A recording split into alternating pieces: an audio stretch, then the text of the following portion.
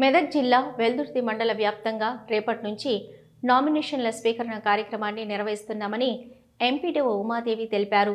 మండల వ్యాప్తంగా 23 గ్రామ పంచాయతీలు ఉన్నాయని 200 వార్డు సభ్యులకు 3వ విడత ఎన్నికలు నిర్వహించనున్నట్లు తెలిపారు.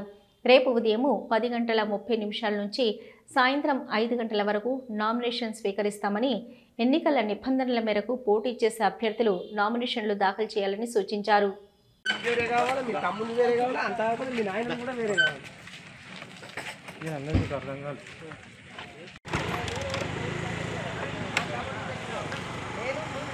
ఇంకో candidate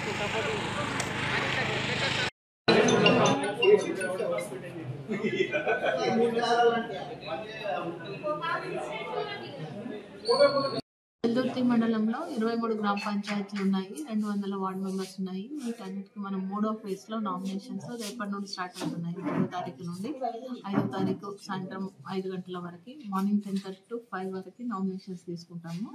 contesting candidates age proof కింద ఆధార్ అయినా, ఓటర్ ఐడి అయినా, బోనఫైడ్ అయినా, ఎస్ఎస్సి సర్టిఫికేట్ అయినా ఏజ్ ప్రూఫ్ కింద పెట్టాల్సి ఉంటుంది. అట్లా క్యాస్ట్ సర్టిఫికేట్ ఉంటుంది.